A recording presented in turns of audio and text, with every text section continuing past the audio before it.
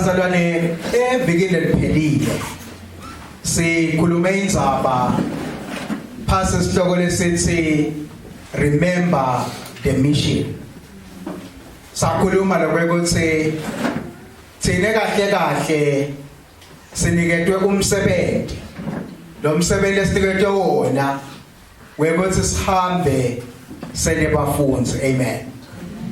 Qiniso lithi la sibeke khona uNkulunkulu usibeke kwekuthi sibe ngemanxusa, usibeke ukuthi sibe ngema-ambassadors aKristu Jesu. La sikhona khona simelele Kristu Jesu kuko konke lesikwendako. Kufanele sathi lokuthi sikwenda egameni laJesu. We are representatives of Christ. So ke Jesu uma ahamba emhlabeni washiya libandla, emhlabeni washiya emakholo, kwekuthi emakholwa atawusale aqhubeka nalomsebenzi lawudela emhlabeni Jesu. Lathi yena wedela kufuna nekusinzisa lokulahlekile. Le Jesu lebekakwenda asaphila emhlabeni abephuma angena emadolobheni amemetela tendzaba tembuso waNkulunkulu. Nathi ke la emhlabeni libandla Jesu lishile kwekuthi kube ngilo lelimemetela letindzaba tembuso wasezulwini lapha emhlabeni. So ke bazalwane siphila emhlabeni. And ekuphileni kwethu emhlabeni siphila emkhatsini webantu labangakholwa. So ke ukuphila kwethu la emhlabeni emkhatsini webantu labangakholwa kufanele kubonakale kwehlukile. Ngoba lokwethu kuphila kukhombisa lokwethi kahle asisibo bala. Kahle thine likhaya lethu lisezulwini. Silana njengema-ambassadors. Indlela lesiphila ngayo kulomhlaba lo mule ndlela yasekhaya. Umthetho lesiphila ngawo ngulomthetho wasekhaya. Noma singekho khona sidla but siphila ngekwemthetho walekhaya. Yiko Jesu nakatawufundisa abafundi bakhe ngothandaza. Uthi nasithandaza sibothi babe wethu losezulwini malingcweliswe igama lakho. Umbuso wakho awude emhlabeni. Inthando yakho ayendiwe emhlabeni njengoba yendiwa ezulwini. Manje ke lenthando yasezulwini bantu batayibona la emhlabeni ngawe. uNkulunkulu uthembe wena ubeke wena kuthi la emhlabeni uphile ngalo kwenthando yasezulwini. Uphile ngendlela yokuphila yasezulwini. Uphile emhlabeni ngeculture yasezulwini. Ngoba thine la silethe le culture yasezulwini emhlabeni. Silethe le ndlela ngoba siba ngeculture sikhuluma ngendlela yokuphila. Ayibongwe Nkosi. So ke bangcwele lamuhla ngifuna sicale kulamalanga nje sukela lamhla ngabe ngibeka sisekelo. Ngifuna sibuke isihloko lesitabe sikhulumela etikwaso. Lesithi living an effective and productive Christian life. Amen. Living an effective and productive Christian life. Ngeswela ke magama esiswati kuthi ngakubeka kanjani. But nje kunemagama lamabili lengifuna lokuthi siwanake kulamalanga lesitabe sikhuluma ngawo. Ligama is effective negama is productive.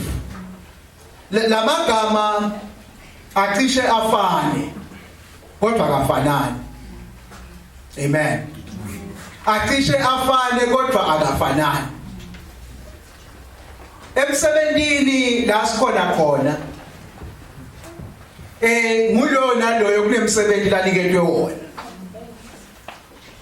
Nawusebenza umphathi wakho ubheke kwekuthi umsebenzi awubhekile kuwe wendeke. Lokawujabulisa umphathi kwekuthi wena awusiko nje productive but you are also effective. Amen.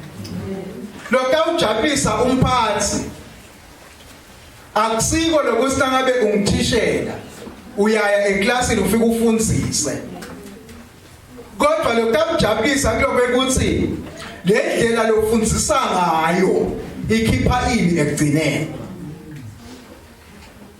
Nangabe unesi akusiko nje lokuthi uyasijova kuphela. Kodwa kulokuthi usijova kanjani. Angathi umjova lamhla kusase ngaphinze ngibuyi. Amen. Ngisabakuthini uma ngingakangeke echaza lamagama ngathi lokubhekekile kithi njengemaKristu njengasemsebenzini kubheke ukuthi ube effectively productive. Ayisolo ngihamba ngesingisi. Yeah. Nasiphila khona we must be effectively productive. La uNkulunkulu ubheke ukuthi sibe effectively productive. So uma bengayihlanganisa nje bengakuthi la kubhekile uNkulunkulu kithi ukuthi we must not just do the right things but we must do the right things the right way. Kuthi sidetiko sitende singendije tiko letikahle kuphela kodwa letiko letikahle sitende kahle. Letiko letikahle sitende kangcono.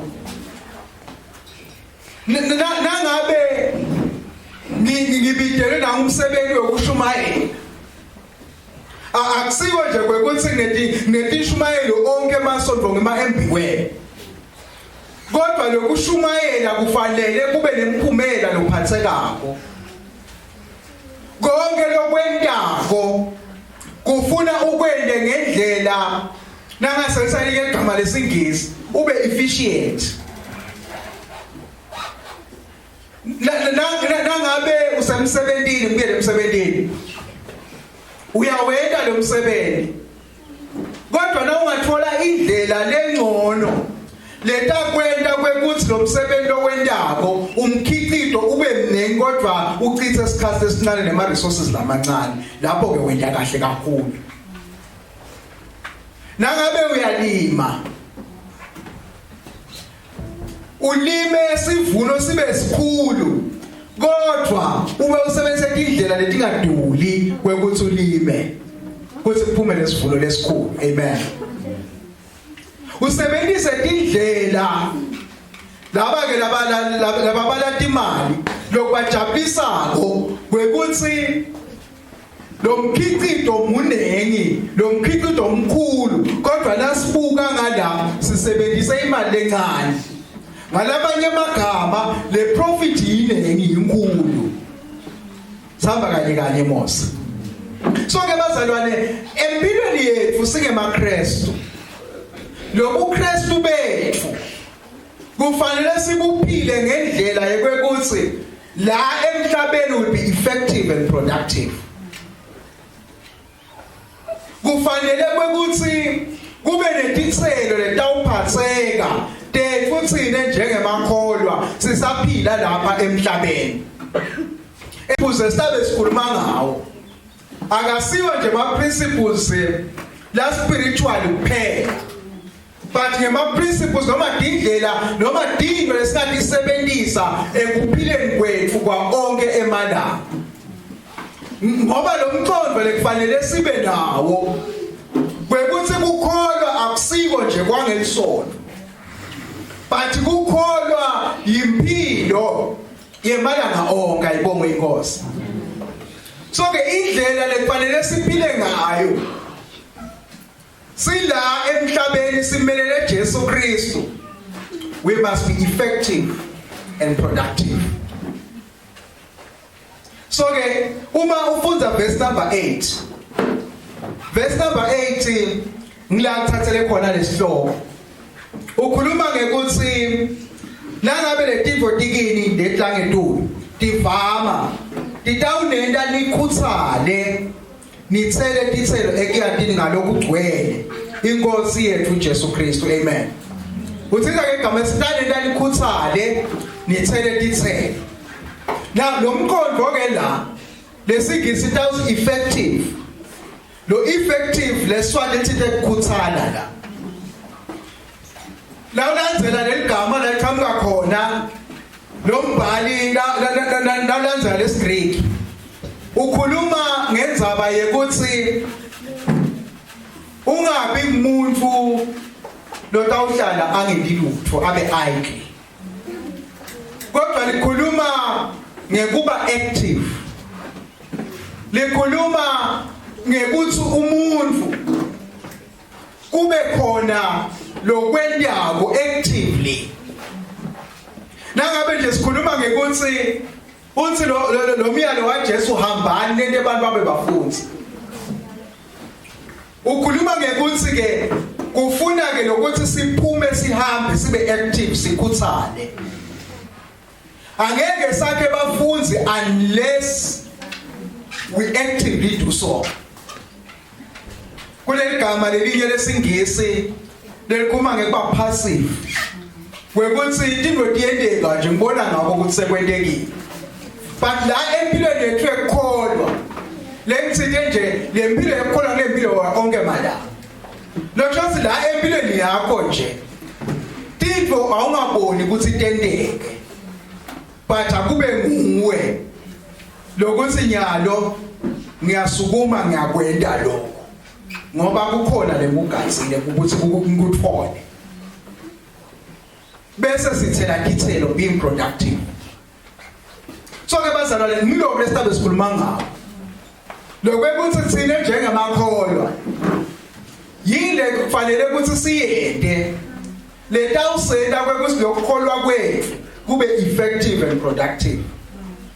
Lokutakwenda kwekuthi nalempilo yethu nje ibonakale ineditselo kunetifo letiphatheka ngoba siselo yifo lephatheka ngoba kunengoti bathandekayo. Wakwaba nesihlahla sikhule lesihlahla nabe ngumkotapeni ukhule lo mkotapeni uthele ube nemagcembe abe mahle but ube bede ngisho sinye sithele. Kule ngoti leyo yethu thine makholo yekuthi singathi khanza siphila lempilo kodwa kude kithele. Manje ke kufanele ukuthi inkosi isisinde siconze lokwekuthi singaphila njani sibe netitselo. Titselo letidlekako, titselo letimnanzi. Jesu nangento la ikhuluma encwadini yaJohane chapter number 15 uthi I have appointed you. Uthi ngimbitile ngaphindze nganifuma kuthi hambani litsele titselo letiningi. Go and bear much fruit. Labanye mawunjathi lasting fruit. Titselo lekwazi noma sohambile wena tisale letitselo tibonakala.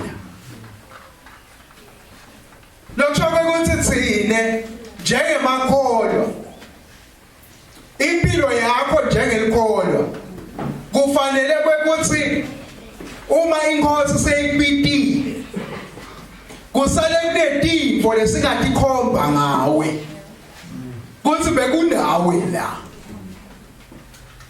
Ngisho nasemsebentini nasesikolweni noma ngabe kuphi bathi yathi bekunemuntu lowehlukile la. Nguloko ke inkosi lesithandaza ukuthi isisite kuko. Amen. So ke namhlanje nje ngibeka le foundation. Kunento lemfolo lesina ke bazalwane. kwekuthi lakabhala la Petro uyayibeka lenza ukuthi ubhalele emakholwa lokubhalela lamakholwa uwabhalela ufuna kwabona akhula ekuyadini inkosi kule magama lamabili la ngathi avama la ekuqaleni ukhuluma ngekholwa uthi bemukele ekholwa lokuligugu now ekugcineni na ufunza lencwadi ngale ku chapter number 3 verse 18 ukhuluma ngekuthi ekhulani emseni nasekuyadini inkosi so le tipo leti yidinto latibhekile noma uNkulunkulu latibhekile but nasifunza la bathandekayo verse number 4 uthi ngaleyo ndlela siphiwe tethembiso letiligugu naletikhulukati kuze kuthi ngato nibe nenhlanganyelo nesimo sebuNkulunkulu niphunyule ekubhujisweni kwelive leselokheleke etinkalukweni amen nginaka ethi lana kwekuthi lana bazalwane la kubhekile uNkulunkulu kimi nawe le kuyinjongo yaNkulunkulu kwekuthi umuntu emhlabeni aphunyule kulokukhohlakala lokukhona lapha emhlabeni umuntu lophilako aphunyule kulokungcola kwalomhlaba lesiphila kiwo enasikhuluma ngalomhlaba abathazekayo sikhuluma ngesystem an ordered system kule system lekhona la emhlabeni and the system lena nayo ine order yayo le system lena tonke tinjongo tayo nako konke lokwentekayo akumfuni lo mhlaba lesiphila kiwo ngumhlaba longamfuni uNkulunkulu and nasikhuluma ngesystem bazathatha kunesystem kusho ukuthi lemvo inendlela lehleleke ngakhona nekusebenza kwakhona kune order yakhona so ke lo mhlaba lo lesiphila kiwo lo inhloko yawo lohlete esiqongweni ngsathane yena inhloko yale system yalo mhlaba bese kuba netingelo stakhe lesisingemadimoni so yakhlukanisa ke sesingabala principalities powers spirits nako konke ngekwehlukana kwakhona kodwa la sithi madimoni leto tingelo stakhe lekungwe ma agents noma dithunywa takhe ukuphuma kona sathane athume ndathi asondodlasela nawo asewende ulethena so solo kungilomhlaba lesiphila kiwo bese ke labantu labangakakholwa inkosi uJesu bona they are just subjects to lenkosi yalomhlaba bona nje bakhona lenkosi yalomhlaba lokho ukuthi bazalwane lo mhlaba lo uphambene naNkulunkulu so ke uthi ke nakabhala Petro la ubhalela abazalwane nganako uNkulunkulu la sekele bona ngoba lesinziso levela ngaKristu Jesu ngiyo lesinziso leleyende saphunyula kulokukhohlakala nekungcola kwalomhlaba lo ngiko lelokusende sasuka ekubusweni noma ke kusebenza ngalombuso lona lemkhuluma ngawo ngoba lo mhlaba ungaphansi kwembuso webumnyama so ke nasithi nje thina athi Jesu umbuso wakho awude emhlabeni ukhuluma lendzaba yekwekuthi mina nawe masithandaza sithandazela kwekuthi le ndlela yokuphila yasezulwini ibonakaliswe kulomhlaba lo lendlela yawo wokuphila. Labanyeni bathunjwe kule ndlela yokuphila yalomhlaba la siphunyule khona thina. So ke yini injongo yaNkulunkulu? Akusiyo nje ukuthi siphunyule, kodwa ufuna siphindze sibe ingcenye yalesimo sebuNkulunkulu. Lelesithi sibeka kahle ukuthi we partake in the divine nature. Noma we partner in the divine nature. Sisiyabambisana naNkulunkulu la ebuNkulunkulwini bakhe. Siba ingcenye yakhe. Manje akuchaze ke lokho. Ngoba kulamalanga kunemfundiso lekhona. Lethi wena ungaba uNkulunkulu. Amen. Lethi wena uNkulunkulu. Ngeke ngene nje deeper kuyo. Ithi wena uNkulunkulu. Ngeswakhona ithi ihamba ifika lathi kude isidingo sekukhonda Jesu ngoba nawe uNkulunkulu. Nawe nje ungakhuluma kwente ngetipho. Nawe ungadala. So that divine nature le ayisho ukuthi nathi sesiba nje singawuthini nje. Siyithatha njengoba kunjalo lobunjalo baNkulunkulu. Kodwa lana sikhuluma ngekuthi Jesu Kristu aNkulunkulu ngekuphelela kwakhe. Weda emhlabeni waba ngumuntu. Endokutha kwakhe emhlabeni abe ngumuntu. Wendela kwekuthi nanathi manje sesingaguqulwa size sifanane naye. Sifanane naye ebungcweleni bakhe. Amen. Sifanane naye ngecharacter yethu. Ifanane nale ya Kristu Jesu. Ngiko le mission esihambani nakhe bafunzi. Elisike sakhuluma ngendzaba yebafunzi. Sathi umfunzi uthatha konke ulingisa uimitator lo thishela wakhe. So silingisa Kristu Jesu. Uthi lo myelo obhalako Warren W. Whisper ukhuluma ngekuthi lenzaba le lakhuluma ngayo lo mbhalo ethi siba ingcenye noma ke yes siba ingcenye yalo buNkulunkulu. Isho ukuthi siphila impilo, we cultivate lempilo yebungcwele lapha kithi. Amen. Lempilo yebungcwele ngiyo lesakhiwa khona lilanga nelilanga.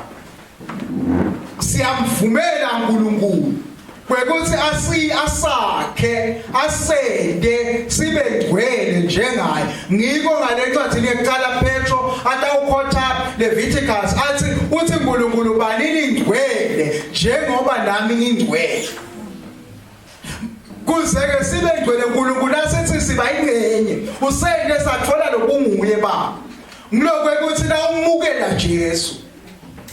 uNkulunkulu ukhethe ukuhlala la ngekhathi kuwe ngamoya longcwele. Sekunalo uNkulunkulu lapha kuwe. Moya longcwele loNkulunkulu nguye manje lo saphila la kuwe ashintsha impilo yakho kuze kwekuthi utofanana naNkulunkulu. Ayibonge inkosi. Uthi ke lo mbhali lona nakakhuluma ngenature. Uthi your nature determines your appetite. Lobunguwe bakho ngiko ukuthi utawukhanuka ini ngalo bunguwe bakho. Ubekisa ngekuthi igulube iappetite yengulube nje kuhamba yenzakela nasemashiceni. Iappetite ngalothi igulube nje noma ayithatha uyigeze la isuka lapha ihamba uyithiyelela khona. Lobunguyo bayo. Kanti la ukhuluma imvu utahamba uyofuna tshani. Amen. So nanathi ke bathandekayo. Nase sina le nature yaNkulunkulu. Kushintsha nale tifo le appetite yethu. appetite yekufuna tintfo takaNkulunkulu. Sesilangatelela tintfo taNkulunkulu hayi tintfo tasemhlabeni. Hallelujah. Uthi lokunye uthi nature determines your behavior. Lobunguwe bakho ngibo lokudakusho kwekuthi utawuphila kanjani. Lokuthi nje inyoni iyandiza ngoba inyoni lobunguwe bayo uthi ayindiza. Nasingabona undiza wena nje usukundiza nje enyalo. Ya singabona sekunetho lengasiko normal. Akukho endalweni yemuntu lokho. Amen. Angathi ukuthi ukhona imvelelo ondiza ngemshanyelo. Angikwazi ke lokho. Amen. So ke sithi bazalwane lokuthi wena sawunalo uNkulunkulu uhlala la ngekhathi kuwe ngamoya wakhe. Nendlela lodiphatha ngayo nendlela lokwenda ngayo tintfo seyitawukhombisa lokwekuthi wena awusasuye wale live kodwa wena sowasekhaya ezweni. Nature determines the environment lokuyo. Nature determines the association yakho. Lokho nana uhlanganyela khona. La ukhona khona ngiko nje bazalwane. Lokuthi wena sowumntwana kaNkulunkulu. Lokuthi wena usinzisile. Le environment nje ngikuthi awudesontfele. Uhlushwe yini ngabe udihlalele ekhaya. But the environment levumako lokuthi awube khona la. Nebantu lophila nabo nebangani lobakhako. Ngulendlela longiyo. Kwekuthi utawuhamba nebantu abafana nawe. Amen. So ke bazalwane sithi uNkulunkulu injongo yakhe kulokuthi size sifanane naye. Ngiko asisinzisile ngaKristu Jesu. Manje ke kuze ifezeke le njongo yakhe uNkulunkulu. Uthi lo mbhali uNkulunkulu usinikete konke lesikudingako. Verse number 3. Uthi ngemandla akhe uNkulunkulu usiphe konke lesikudingako kuze siphile simesabe njengoba simati yena. Amen. Usiphe konke ama resources uNkulunkulu ukuthi sibe effective and productive la emhlabeni usinikile uNkulunkulu. Konke usinikile. So ke bazalwane uthi usinike ngalamandla akhe by his divine power. Ngalamandla akhe ngaJesu Kristu usinike konke lesikudingako. Lokho kuthini ke bazalwane? Kusho ukuthi nangabe kukhona into loyidingako empilweni utayithola kuJesu. Ngoba konke kutholakala kuJesu. Siyagijima. Sigijime. Siyofuna imali, siyofuna lokwanalokho, siyofuna lokwanalokho. Kodwa nawe wafuna Jesu. Kukhona kuJesu. Ngiko lapha ibatawugijima. Baze beletintfo le lonke kuphumele ebaleni ukuthi wendele. Ngekuthi ufuna letintfo. But kuthi usinike konke lesidingako kuze siphile ngekumesaba yena. So konke uNkulunkulu lasiniketa kona. Usinikela kwekuthi siphile. And lokuphila kwethu we live a godly life. Siphila impilo yekumesaba yena. Wasaze sakukhonza lokho. Kutakwenda kwekuthi noma ngakubusisa kanganani uNkulunkulu angeke ukhweshe kuye. Because uyakhonza kwekuthi uNkulunkulu ngiphe lokhu kuze ngiyophila ngiphile ngekumesaba yena. Elokuphila kumesaba yena ngilokuphila ngalendlela letfokotisa yena. Anti bazalwane itimu yethu khona ukuthi siyalidla lelive. Kahle ngilapho. le series lena nje lapho lokuthi kuze silide lelive kufuna siconze ukuthi uNkulunkulu wendeni ngaKristu Jesu kuze sithola iposition kahle ngoba lokuthi thina sisinzisiwe usisinzisele uNkulunkulu usophila impilo yekumesaba yena ngalesikhathi siphila impilo yekumesaba yena ngulapho yena atawutiveta yena khona ngoba lokwesaba akusiwo wesaba silwane but lokwesaba it's all about respect and reverence kumhlonipha uNkulunkulu njengaNkulunkulu ukwakhuluma lenyipho Moses akhuluma kuDeuteronomy ngathi kuDeuteronomy akhuluma nebaka Israel akhuluma ngendzaba yekweshumi akhuluma athi uNkulunkulu athi ufuna kufundzisa labantu bakhe lesive sakhe kumesaba yena nakathi abafundisa khipha kweshumi amen.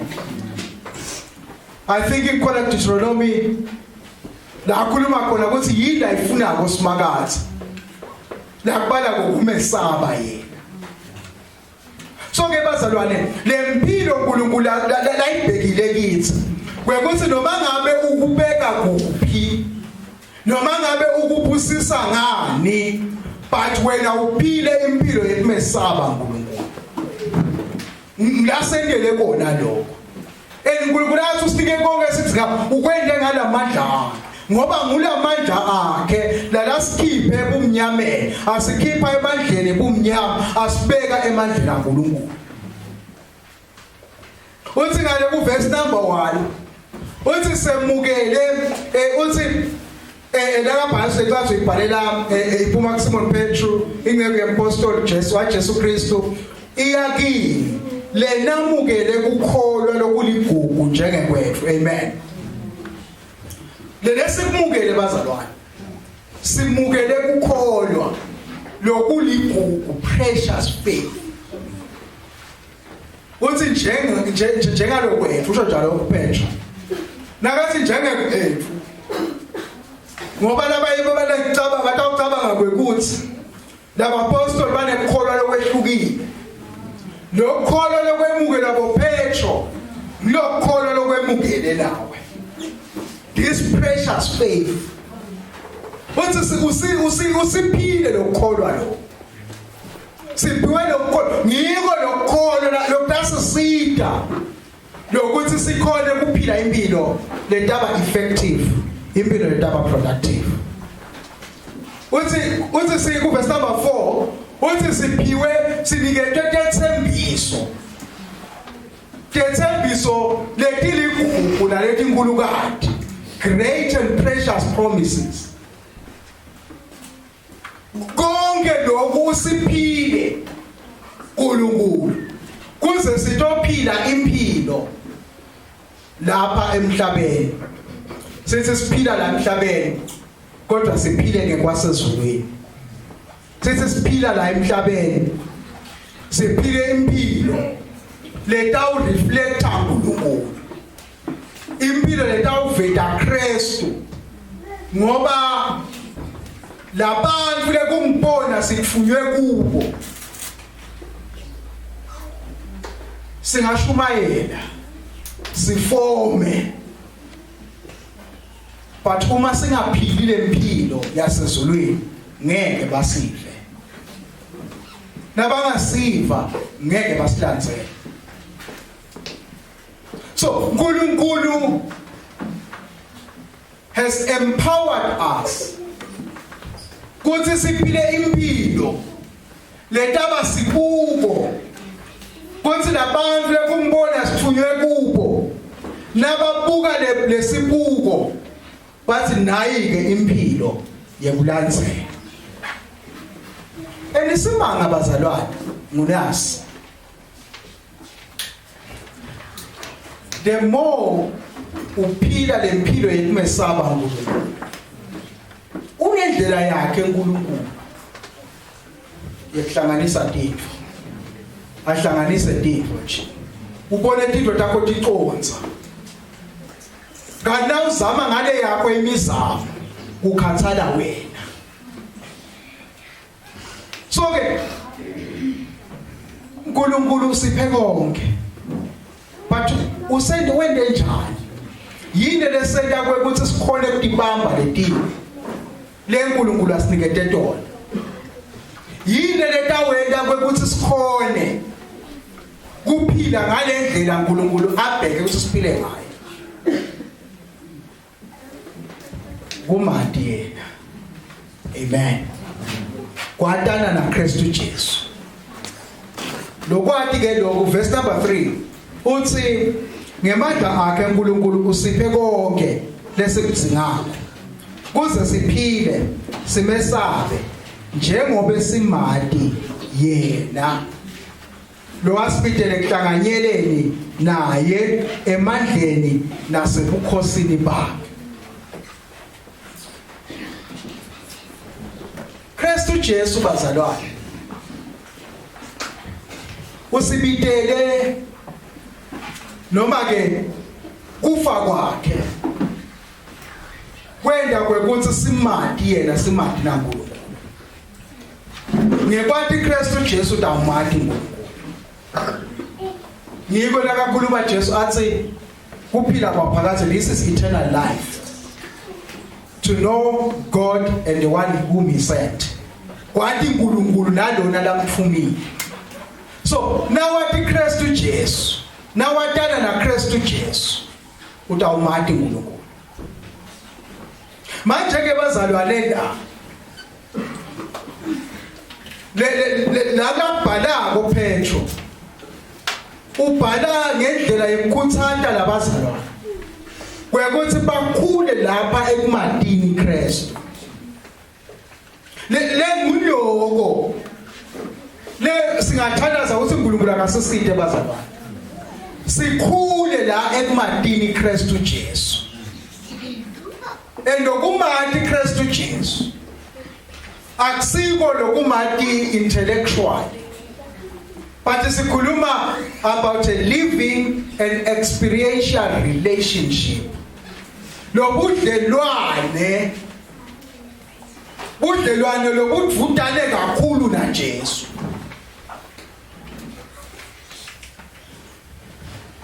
Sendlule lapho bazalwane kwekuthi ngisinzisiwe ngamemukela Jesu, ngiyamati Jesu, that is fine and good.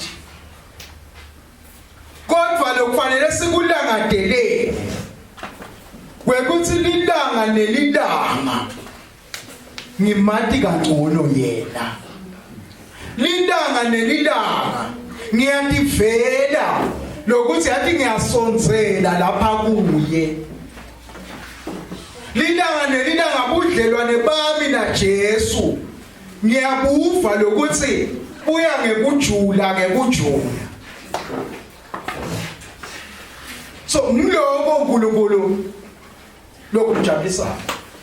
So lesawubona nje saqhubekana nala ngulapho sitawusitakala khona kwekuthi yini le tawusenda sisonzele lapha ekumatini yena, sikhule lapha ekumatini yena.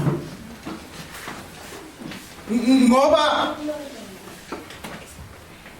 the more umati Kristu Jesu yathi kulesikhathi ubona lo musa wakhe wanza la kuwe.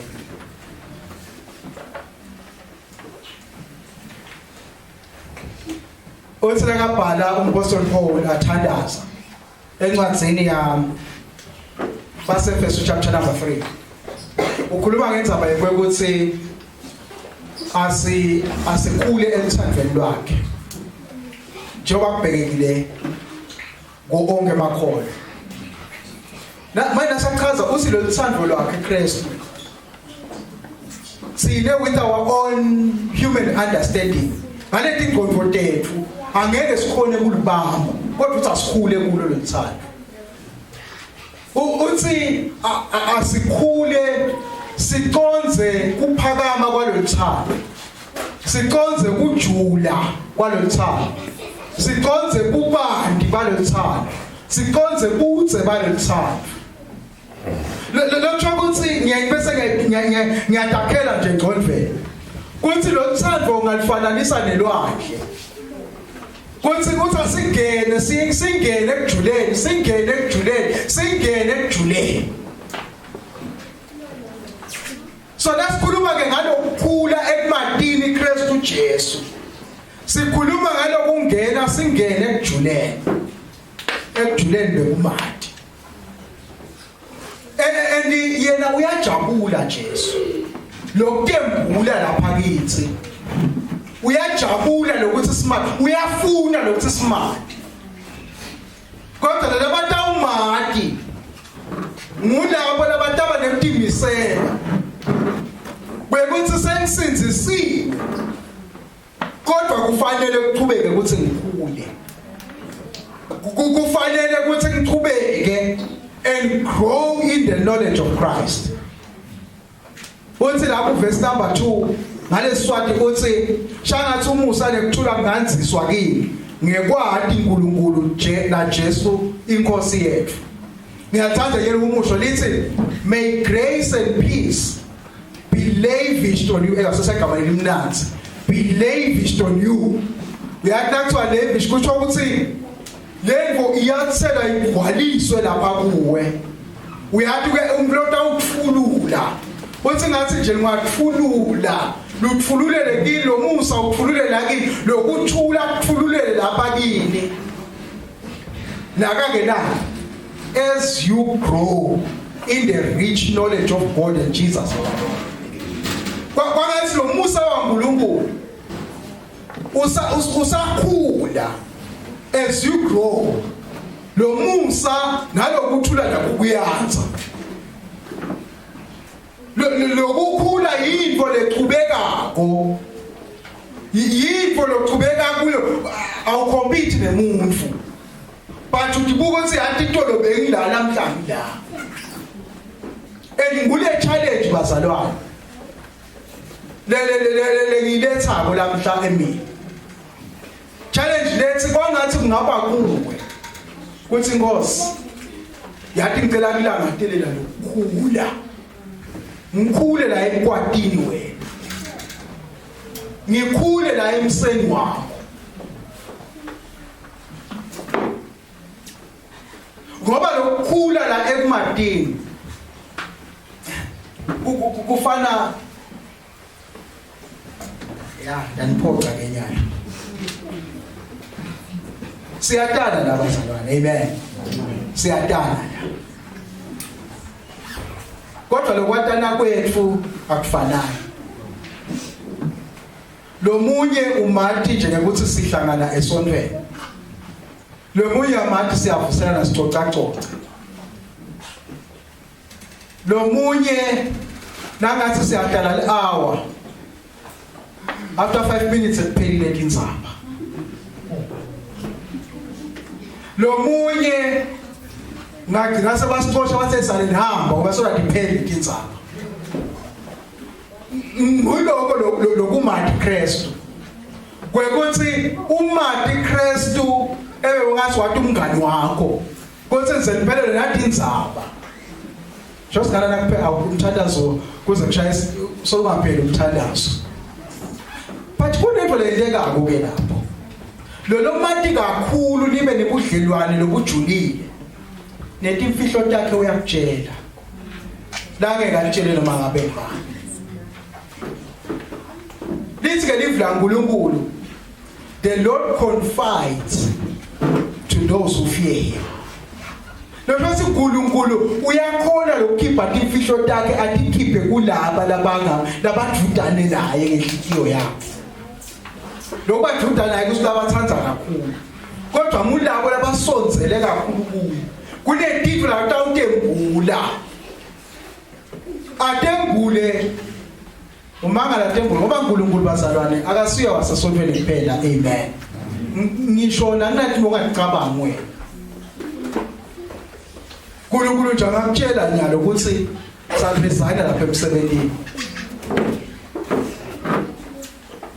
ukhona la kumix sakho uNkulunkulu akutshela nyalo ukuthi nyalo ufaka le application number. Why? Because senekudlelwane naye. Manje ngesikhathi uManti yena usonzela kakhulu lapha kuye. Ukhula ekumadini Kristu. Naleli phimbo lakhe nawe uyakhula la ekuliveni iphimbo lakhe.